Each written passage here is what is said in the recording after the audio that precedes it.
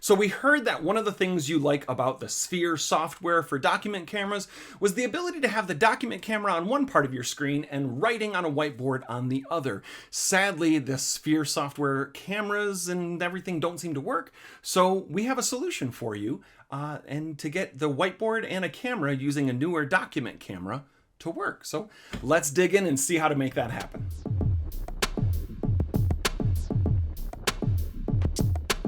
Hi friends, Rick Bray with the Plick team at Broomtag Obosies, and here to show you how on these new Windows devices you can get your document cameras and your whiteboard side by side with each other. And it's a possible solution. I'm not saying it's the only solution. It's the first one I came up with, and as I have more, I'll definitely share them with you. But there's going to be some things we need. First off, we need your document camera plugged into said computer, and I'm going to use this laptop right down here. I know I got things everywhere today. There's another piece that we're going to need, and that is the Windows Whiteboard app. That is something that's native to Windows. So what's important to know about this solution is that this is going to be really, really good for work that you are doing as a teacher and you don't intend to share it with your students. This is the catch of this particular method.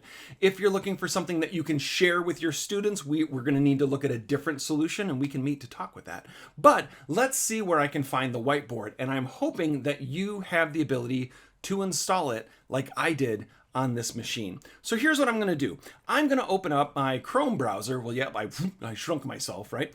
And I'm going to open up my Chrome browser, and I'm going to search for, yep, you can see it there, I got to spell it right, Microsoft Whiteboard. And the great part about this is even if I spell it wrong, it's still going to work.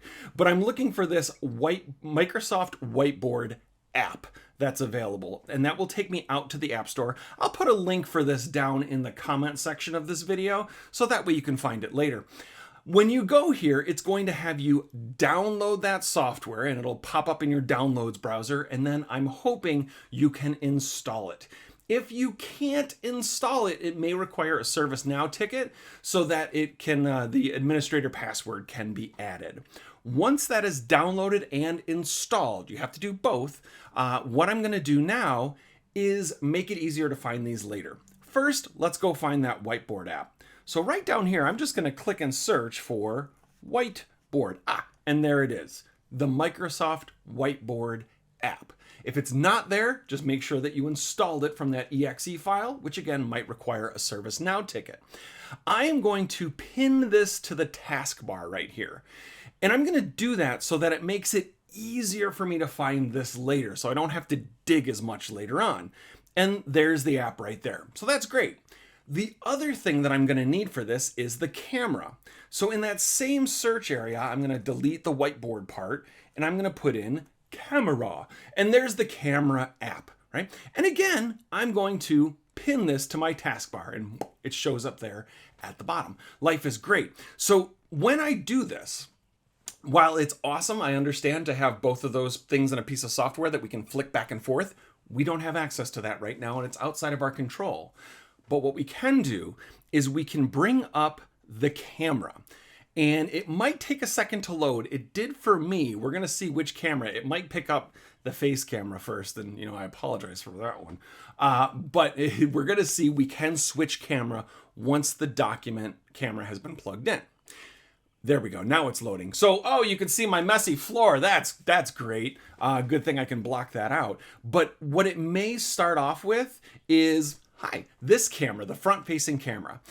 And you'll see up in the corner is where and I'm going to look here now. Up in the corner is where, right up there, is where I push this little switch camera or change camera button. If I unplug, my USB that has the camera in it, that icon goes away. So when I plug the document camera back in, bam-o, there it shows up, and that's where I can change the camera when I click it.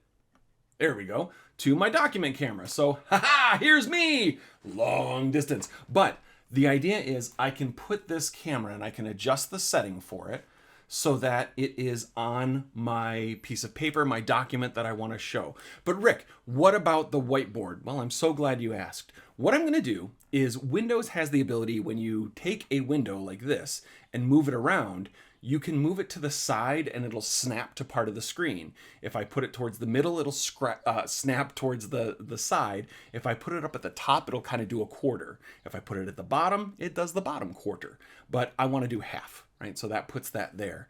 Now on this side, I'm going to go back to that taskbar and open up the whiteboard.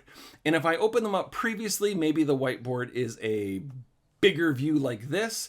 I just want a new whiteboard. I don't care about these templates right now. I can turn this off right here so that it's show for new whiteboards. You know, no, I don't need that. But I can snap that over to the other side. And now when I look at my screen, I have my document on one side and my whiteboard on the other.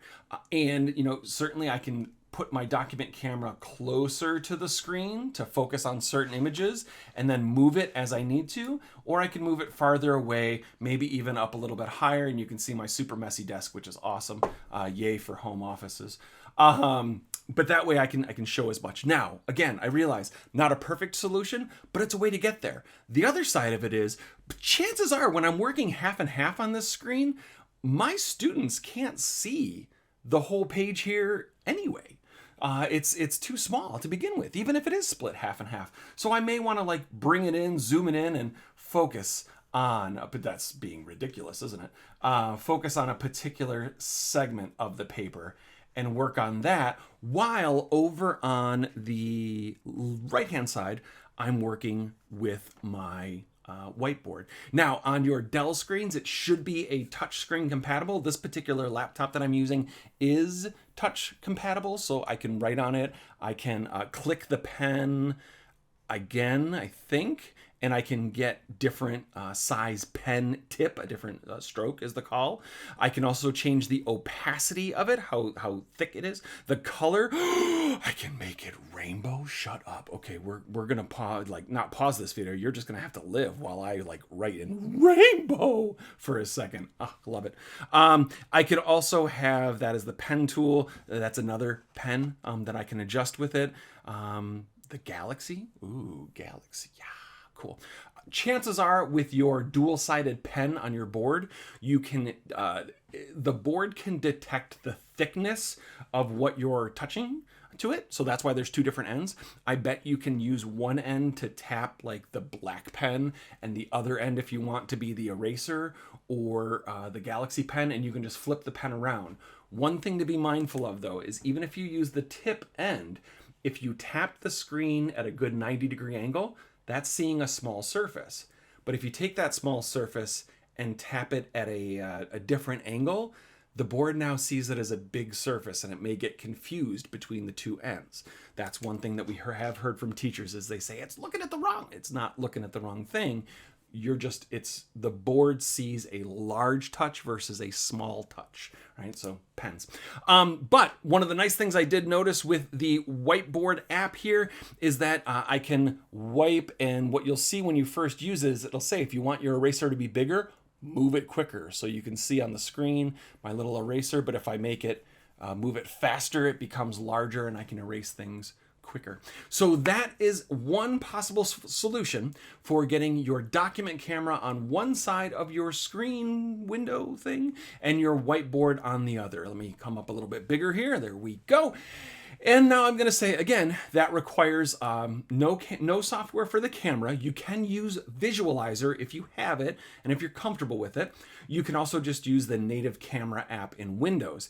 It does require you to install the Windows Whiteboard app, which may require a ServiceNow ticket to install it, but I'd say give it a try and see if it works for you. By all means, if you have any questions, please feel free to reach out to me. And if you found this video helpful, useful, feel free to give it a thumbs up, and you can subscribe to this channel to get updates and notification when new content like this video is posted. Thank you very much for watching, and I hope you have a great day.